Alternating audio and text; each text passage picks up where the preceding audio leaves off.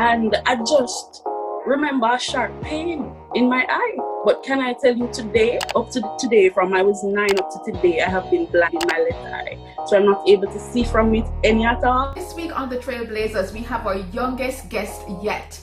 At just 19 years old, Aishiba Cornwall is blazing the trail. She's a university student, an entrepreneur, a youth advocate, a former radio co-host, and currently one of the social media ambassadors for the US Embassy in Kingston, Jamaica. And on top of all of that, Aishiba has dealt with the traumatic experience of being blinded in one eye, but still pushing forward and persevering and accomplishing her dreams. You want to stay tuned for this interview. It's gonna be epic. By the way, want to get clean and clear skin? Then click the link in my YouTube description, visit Kerry's Beauty, and all Trailblazers will be eligible to get 5% off all purchases from Kerry's Skin. Plus, want to get in shape and focus on your health and nutrition? Then contact DG's Nutrition and Wellness Center. Their contact details is in the description box. When you call them, just let them know that Tamara advised you. What's your word to them? I would say to fight for your dreams, fight for your purpose. Life that inspires you, that motive that you aspire to be. Right? Meaningful and critical. It's not a waste time movement, in my humble opinion, is become very comfortable with yourself. Very important. You know, the saying in Jamaica, one hand can't clap. You forgive yourself for allowing people to mistreat you. Disciplines that we need to embody. You just have to work at it and be committed. Everyone. And it's scary to have all of that fall away from you. And you have to celebrate those wins. Work with fitness clients. For guidance, rely on Christ for support. And no rush. I did it. I made my move into entrepreneurship at 40. So chicken, so scared that when... What, last comments would you want to share with you? Have your core values, you do the right things, it'll fall in place for you. Aishiba Cornwall is a 19-year-old energetic social advocate for youth empowerment. She's currently in her first year at the University of the West Indies and is the past head girl of Excelsior High School. Aishiba is one of 4 social media ambassadors for the US Embassy in Kingston, Jamaica, and an entrepreneur. She started her leadership journey at the age of 15 as a junior broadcaster for the international organization Kids Hub Media Network. In 2016, she then appeared on the popular Jamaican youth TV show Talk of Youth. As a social entrepreneur, Aishiba is the founder of Empower Youth Tees, which produces apparel with empowering messages to inspire Jamaican youth. Moreover, she is now in training to become an adult rank within the Jamaica Combined Cadet Force. We learn more from this youth trailblazer. Hi Aishiba, it is a pleasure to have you on the Trailblazers. You are actually the youngest guest that we've had on the program to date. So that's like a big... That's a big deal. Thank you so much for having me. I feel so special. I feel big. You are welcome. Well, at 19 years old and doing all of these phenomenal things, you kind of reminded me of myself when I heard a bit of your story, because when I started out, I started out in my line of work at 19. And when I did my profile interview with Ian Boyne, I was 19 years old. So to me, I like to pay it forward. So thanks for joining me on the Trailblazers. Thank you so much for having me. You're welcome, darling. All right, so as I mentioned at the top of the program, you are in so many different things. You're an entrepreneur, you're a student, university student, you're a former radio co-host, and you're a social media ambassador for the US Embassy. So before we go into all of those, tell me about yourself and about your early beginnings. You're young, but even earlier years, because I understand that you went through a bit of challenge growing up. Thank you so much for that. Really excited to be here. My name is Aishiba Cornwall, really just a simple girl from Westmoreland. I'm living in Kingston now with my grandmother. As it relates to my earlier years, when I was about 5, I left Westmoreland to actually live with my grandmother here in Kingston. And this is my story. So whenever anybody asks me, oh, what is your story? This is the story I give them, because it is what I've been through. And it is something that has still stuck with me. And it is something that is still a challenge even today at 19. So after, moving to Kingston, at 5, I went back to Westmoreland when I was about 9. For summer holidays, everybody always got country when a summertime and everything. Went back there and something horrible happened. I just remember going somewhere with my sisters and my cousin for a fair, enjoying a little self. And I just remember standing off a roof. And I just remember a sharp pain in my eye. Didn't understand what was going on. I just remember, I can literally visualize it right now, because I feel like that is a traumatic experience. Now my eyes were closed, and I remember like jumping up and down, limping on the roof. And by the time I stop and take a look, I realized that, look, here is a bottle filled with water in my eye. And I'm like, okay, all right, cool. Going through the motions. I had people carrying me home back to my mother, and I remember having to get ready very quickly to go to the hospital. I just remember from that day my eye, because it was my left eye, I just remember my left eye being closed. I have no idea what happened, but can I tell you today, up to today, from I was 9 up to today, I have been blind in my left eye. So I'm not able to see from it any at all. That is something that has stuck with me. It is not something that even bothered me in high school. I was fine with it. I was like, okay, this happened. Let's keep it moving. But there are times when I sit and I wonder, okay, but why did it have to happen to me? There were a lot of other people there. What is going on? But it's when I went to high school, and, the peer pressure and the bullying, and, I didn't even think it was bullying. It's when I sit down and think about it now at 19, I was like, whoa, but that was bullying. People talking about how your eyes are crossed, not knowing the story behind it. And yes. So I think that experience really led me to feel, have a really low self-esteem, not feel good about myself, thinking about why this have to happen to me out of everybody that was at there, at the fair that day. And it has been something that has stuck with me. So that is really my story. And it kind of propelled me to be the person I am today and to do the things that I'm doing today. So that is what happened, at the age of 9 for me. Wow, that is incredible. And coming into this interview, I actually did not know that. So for me, that's literally eye-opening, because I had no idea that you were even, blind in one of your eyes. But, even from such a traumatic incident, and I know you rightly mentioned that even throughout high school, suffering from low self-esteem because of that, some would say that, even out of a bad situation, God can make good come, or God will create, all things work together for good in a sense. So do you believe that was what pushed you forward to keep going after your goals and your dreams? And at what point did you realize, what were the different things you wanted to get involved in? So everything happened. For me to realize what I wanted to do, this happened after, I went through that experience. Fine, I'm going through that. That is my story. I can't change it. It is what it is. Everybody goes through their challenges. But I remember starting in the world of media.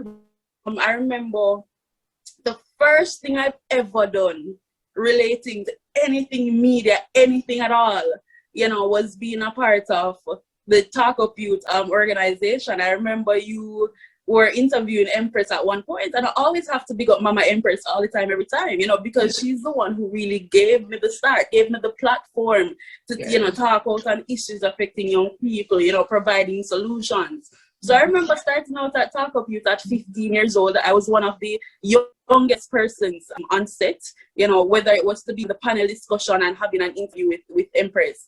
So I started from there, and I realized how important it was, for youth representation, for the young people to have a voice in Jamaica, nationally, internationally, regionally, So I started there. So, after Talk Up Youth, I got my start in the international organization called Kids Hub Media Network. Hey guys, my name is Ashiva Cornwall, a junior broadcaster from the Kids Hub Media Network, the Kids Hub Jamaica chapter. And we're here with Monique Coleman. Many of you may know her as Taylor on High School Musical. How are you doing? I'm amazing. And this is where I started to kind of, build that personal brand. I call myself a social advocate for youth empowerment, because each of the organizations, you could see the connection. So while Talk Up Youth gave you the opportunity to, talk about youth issues, provide you solutions, Kids Hub Media Network did the exact same thing. It gave youth a global voice, and so I was able to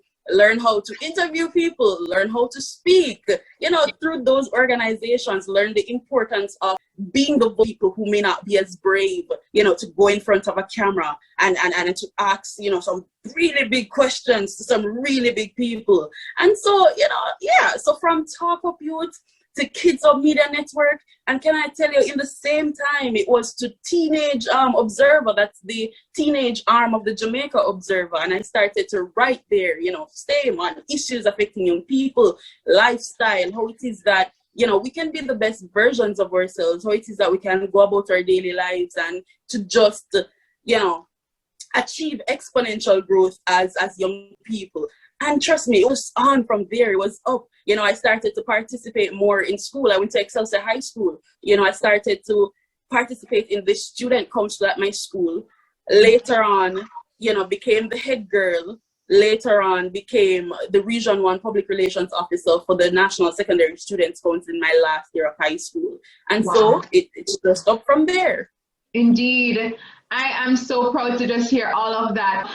And you mentioned now in terms of your journey from the Talk Up Youth to Kids Hub Media. Some would say, but you mentioned, you come from humble beginnings, humble circumstances. So how were you able to make these major connections?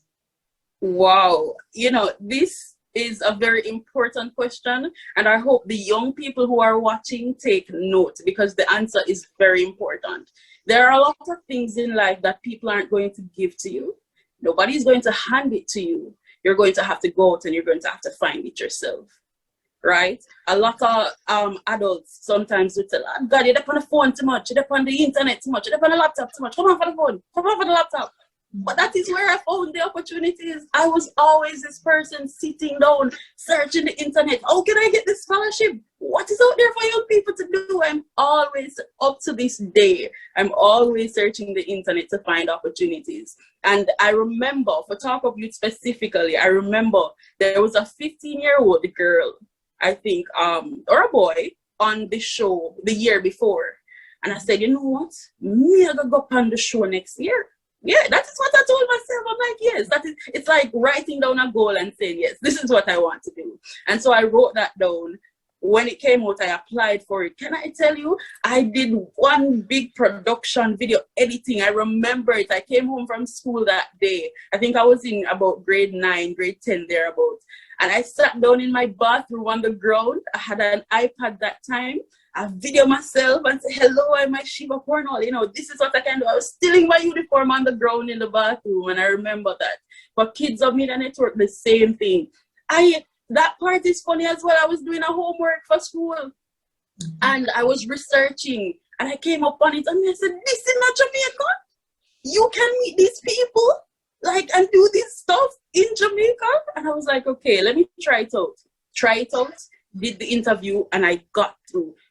Each of these things are stuff that I didn't think I would even get through, because at 15, I didn't even know what youth development was, Nation. I never know anything at all, but it really shows you that, it's good to take risks. Yeah. It's good to put yourself out there. Any opportunity, say yes.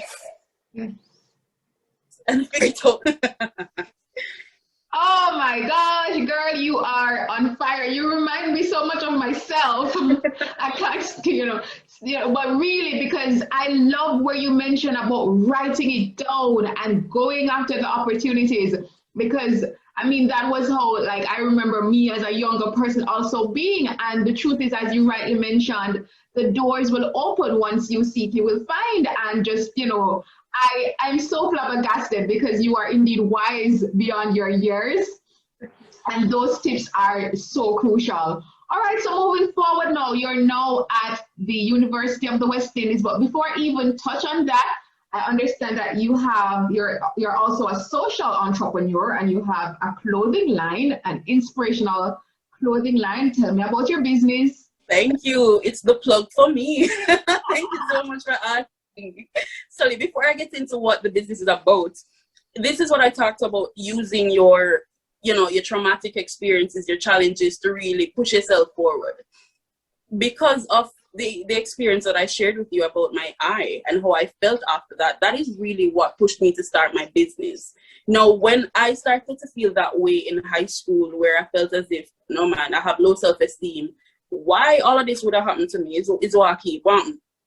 I decided to channel that into something, because personally, I would not want anybody at all to experience what I experience as it relates to low self-esteem, because a lot of young people going through some stuff and can't even talk about it, right? I don't want anybody to feel that way. And so I started my business, I think it was back in 2018 while I was still at Excelsior, and it's called Empower Youth Tees. And as the name suggests, we're empowering you through t-shirts, right? Quotes on a t-shirt. I think what makes Empower Youth Tees unique is the fact that we not only want to inspire people, but we want people to take action, right? So if it is something that you really want to go after, if you want to spread social awareness for something, just go out and do it. We're not, them people who just sit down and say, come on, I'm amazing, I can do this, and you get up and do nothing, then are you really amazing? Exactly. If you cannot get up and do it, it's just all talk. And so we want it to talk, but we also want you to do the action. And so Empower Youth Tees is really creating walking billboard of positivity. A lot of times, yes, definitely. A lot of times, I sit on the bus before I started Empower Youth Tees. And sometimes somebody would just come to you, not feeling so good. Somebody would say something to you, and it just brightens up your day. It makes everything a little better. It might not even be somebody and I wanted Empower Youth Tees to be something like that. You could be sitting on the bus. I imagined it, you're sitting on the bus and somebody comes in a shirt. We say, Corona can't stop my shine. Because that is one of my new designs, Corona can't stop my shine. And you say, whoa.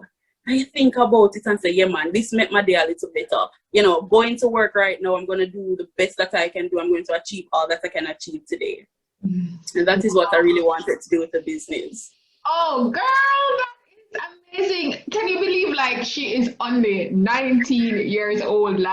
You are on fire. But I really love that. And I love, again, how you speak in terms of, you mentioned that you imagined it. So even before you actually made the actual shirt, but again, it speaks to the power of the mind, because everything starts there, and you already imagine the person coming on the bus and they're having a bad day, and then they see that, the walking billboard of positivity. I love it. And I definitely will be supporting you. Tell our viewers quickly, where is it that they can get your, find your line? Thank you so much. So you guys can, search, if you have Instagram, you can search for Empower_Youth_Tees on Instagram. You can also type in the exact same name on Facebook and you can find us. So Facebook and Instagram, and there you'll get all the information as it relates to email and contact number. Okay, so Aishiba, moving on, because as I mentioned, you are so multifaceted and you are also one of the social media ambassadors for the US Embassy. That is pretty cool, girl. So tell us about that as well. Oh my God, thank you so much. So this is a really new role. COVID-19 has really stopped everything, but this is a very interesting story. And this is where I'm going to drop another gem for all the young people listening. And it is something that I've learned from the late 2020 coming into 2021. And it is that people are mentioning your names in rooms that you don't even know about. Wow. Oh my gosh, I have to include that quote below. People are mentioning your name in rooms that you have no idea about. Definitely. No, I got an email going up about my daily life, and I got an email and I see United States Embassy, public state affair. I'm like, okay, what is going on here? Did I apply for something? Look here, I used the US Embassy's library, pre-COVID. So I thought, maybe it was an email from them. Do they want to promote something? Dear Miss Cornwall, so and so and so. I'm like, wow, what is going on here? Now, my mentor works at the United States Embassy here in Jamaica. We did not have a conversation to do anything. So the first thing that came to my mind was her. I'm like, Cleo, it must be Cleo. I don't know. But we never had the conversation. You're talking Cleo Bell? Yes. Oh, small world. I know Cleo. Wow, look at that. All right, continue. Yes, so Cleo is my mentor, and I've read through the email, and it said, look here, we look at your social media. Look here, that is another important thing. I will get in there. We looked at your social media, we loved it. This is what we want you to do. And I'm like, whoa. I didn't share the news at all with anybody when I got the message. I waited until, we met and we went over what we're supposed to do. And initially, it's just really to amplify the voice of the U.S. Embassy here in Jamaica, with all of the initiatives that they're doing. And that is what I'm using my platform to do right now, as it relates to Instagram, because I mostly use Instagram. So that is really what happened. And I did not know about it. Yes, it's my mentor set it up for me, but she did not tell me about it. And it was just such a surprise for me. Yes, that is amazing. You're dropping the quote bombs. That's amazing. And then again, just hearing you, just thriving despite all of that. But there is one key thing again that you mentioned. Mentor. You mentioned that you have a mentor, and you probably have several. But what role does mentorship play, especially as a young woman? And as I mentioned, going through traumatic experiences, but being able to thrive and to push forward no matter the challenges. How does mentorship, help you in that regard? Mentorship is extremely important. And I say that because there are some people, and yes, I hope you don't mind, but I'm going to have to call out some people, because some people call them mentors, but give no sort of mentorship at all to any young person. It's a title for them to have around with when they're actually not doing anything. I believe that as a mentor, you're supposed to be able to be there for your mentee, understand who they are as an individual, actually know them. I'm not saying, look here, you have some people who are mentors to persons and they don't even know, because that's the mentee's position. They say, all right, Oprah is my mentor, and you never yet meet Oprah, but I'm actually talking to the ones that you've met and then they're right in front of you. You need to be able to know your mentee as a person, know them, their likes, their dislikes, their strengths, their weaknesses, get to form a relationship with them. I believe that as a mentor, you should actually be able to provide your mentee with opportunities as well that I would have spoke about as it relates to Cleo. No, how I even met Cleo again, it is through an organization called Youth Can Do IT. At the time, they were doing a woman in mentorship program. And it was look here, I think it's God, I think it is God. Because it is the way they did it. They give you this long questionnaire about yourself, and they did the same thing to the mentors. And the way you answered it, they paired you with your mentor. So whoever, it was amazing. So what Cleo is doing as it relates to, media and communication, that is what I wanted to do. And it's amazing how they paired us together. And it was an amazing partnership that they paired us. And it was through that I met Cleo. But the program only went for 1 year. 1 year. That means that it was a possibility that I would not have seen Cleo again after that. But alas, we kept in touch. we're still speaking. Anytime I do anything, I'm like, Cleo, this is what I did, this is what's happening. And we have that bond, we have that relationship. Mentorship is so important, and I don't think it is something that should be looked on as something you just parade around with and have a position and not doing anything with it. Very important. You have no idea how you can impact somebody, just by your company, just by the words that you give to them. Wow, that is so true. And we really do appreciate that. Not only sharing from your perspective as a mentee, but also, giving some insights into what you believe that a mentor should play. And it applies also for the adults on here, because some of us are also mentors to others. So in some ways we can brush up based on your advice. Thank you so much for that. All right, so we are winding down, Aishiva, but as a university student, trust me, I know, especially, with your studies and everything, it's not always easy, but you are doing so much. So how do you create balance if possible? Oh my God, I'm not even going to, we're being real on this because it is very hard. I'm not even going to say that I 100% know how to do this even at this time. I don't, right? But I think I try to prioritize, right? I remember being at Excelsior once, and I was a part of a club. And it was taking a lot out of me, and I said, say if I fail, succeed, then people are not going to give me back my money to go do back over the exam, So I think I prioritize school. School is going there for one thing, for the most important thing, which is your education. It's your academics. That is very important. Now, what I do to keep me motivated, I'm not from a rich family. I don't have the money to fail anything and to redo anything. I really don't. And that's not to say for the young people listening that you can't fail. Failure is a part of life. It is a part of this process, but that is just what I use to keep me motivated. I don't have the money. This last semester, I started university in September, and the fees were paid and everything is good. I didn't have to worry about anything. That is a whole different story. But I try. It was very hard because it's hard transitioning from high school into university, worse in an online platform. Yes. Not knowing anybody, you don't really know your lecturers like that. You're just getting new information coming at you, and university is not somewhere where you have no spoon, but not feeding. It's not spoon feeding around here. But I managed to actually get a 3.6 GPA for my first semester.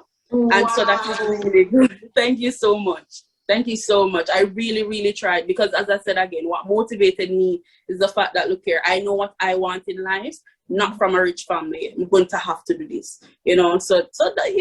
that's really what happened this year. Okay, that's awesome. And I'm still trying to work on it. Yeah, that's amazing. And I mean, thriving despite the circumstances. And that story that you mentioned is the reality for so many other Jamaican youth growing up, which is why, again, it's important, because I myself, for those of you who know my story, that I myself came from a family that's not rich. And luckily for me, I was able to get a full scholarship from, at the time, it was NCB Foundation. And so that is the reality for so many young people attending university. But at the same time, I like the fact that you have this motivation, you have this mindset that you're going to, you're going to do well, you're going to thrive, and girl, you already are doing that. So I really do appreciate you sharing that. Okay, so hands again. So what my last question to you is, what would you say to other persons who are looking on and they see this young woman at 19 years old, and she is, she's blind in one eye, she's had traumatic experiences, not from a rich family, but doing amazing things with her life and thriving even despite the challenges. So what would you want to say to them? Perhaps maybe, a few tips and strategies that they can use moving forward to be a trailblazer, whether a youth trailblazer like yourself, or they may be older, it doesn't matter the age, but that they can use right now to advance themselves and their lives. What would you want to say? First of all, I think the most important thing we would have gotten through this interview is the importance of the mentor, right? The first thing you have to do is get to a place with yourself where you feel comfortable in your own skin, feel comfortable with yourself, feel comfortable with your abilities to do anything that you want to do. Feel that confidence, have that confidence. After you do that, this is where the real work starts. I think you sit down and really meds what you want to do with your life.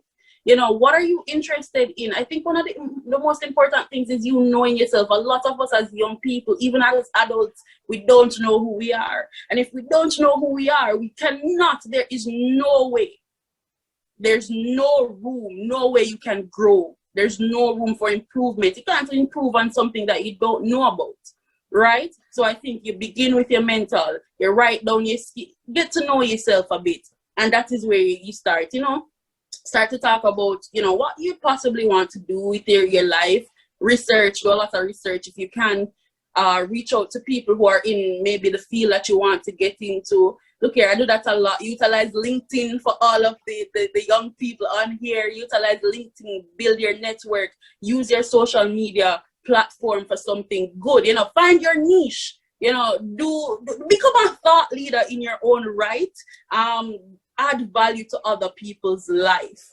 And from there on, I can't really tell you what to do, you know, because you have to go start that out yourself. Me cannot tell you what to do. So when you sit down and you know, just learn about yourself and do your thing, everything will be all right. But that is a conversation you need to have with yourself, and you need to figure out you moving forward. But what I can give you as words is to really just motivate and encourage you to achieve your exponential growth and to be the best version of yourself and be the best person that you can be. In addition to that, you need to help somebody who is also behind you, because you were also once there.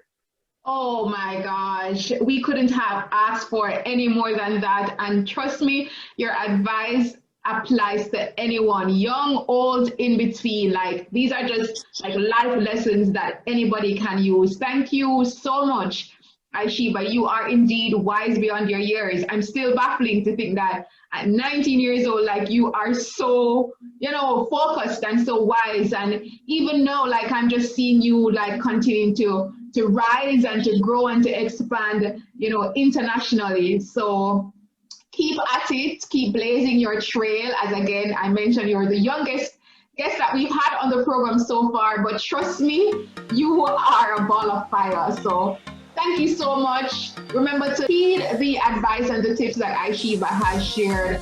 Follow her business lines, follow her as well on social media. And we really appreciate you sharing. Thank you so much. Thank you. Hey everyone, I am Tamara McKayle, television presenter, producer, and communication specialist, as well as producer and host of the TrailBlazers series. I'm inviting you to join the family. Just click that link right below, hit that notification bell, subscribe, like, comment, and join us for weekly inspirational, educational, and edifying episodes that will lift your spirits and give you that motivation to keep blazing your trail.